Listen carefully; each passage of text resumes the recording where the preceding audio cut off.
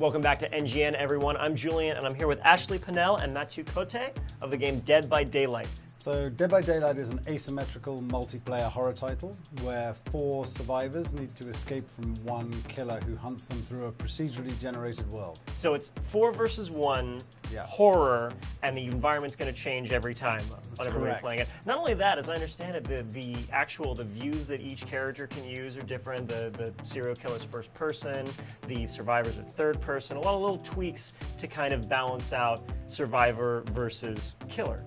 So, what made you make this game? It was always something that we wanted to explore in the horror genre, trying to put people inside that feeling of being inside a horror game or a horror film.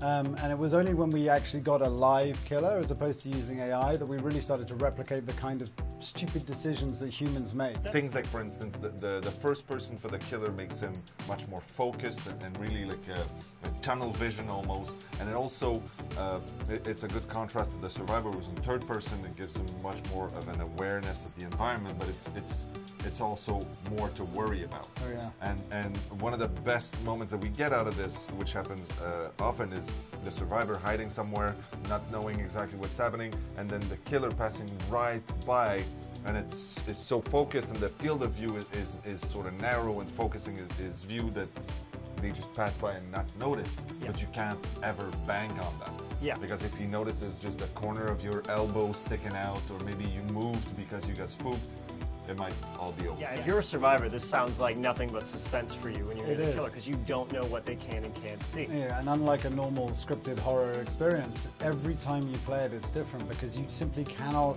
work out what the killer's going to do at any given time. It's a human person, whether they saw you, what are they thinking, where are they going, why are they going there. So you try and make decisions as best you can, and you get these peaks and troughs in the gameplay that happen every game. If you're playing 2 years later, like we are, after development, you're still getting those spikes in the game. You're still going to be sitting in your chair playing in front of your computer, so your life is not actually threatened, but it feels very real, and people's heart race and get excited, and we hear a lot of screaming and squeaking. And it turns out that it's a very viewable experience as well, and we didn't know that until quite late on in development, when we had a late prototype and we were showing it and unveiling it to our team, and we had a big screen in one room and the 4 survivors were in another.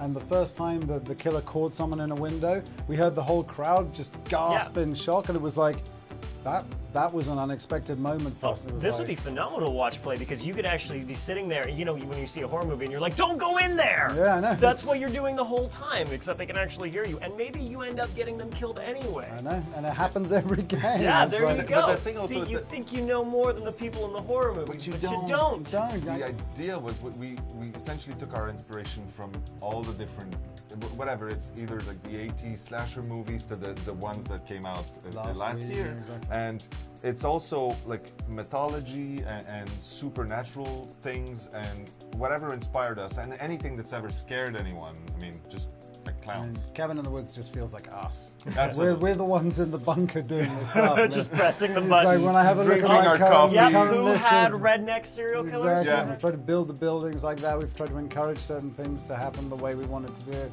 The Trapper, and there's a lot of synergy with horror movies. So, in terms of balance, how often do the survivors actually survive? We collect ridiculous amounts of data. on He it. spends his days looking at way too much data, and then charts and graphs and giraffes and things. And we actually noticed that the ratios we wanted of survival versus sacrifice and all these things were very, very close to what we were hoping for. So that was good. Yeah. Are your families worried about you guys at all? We don't tell them what we do. No, it's best. My mother thinks I'm a milkman. That's true. Do you still have those in Canada?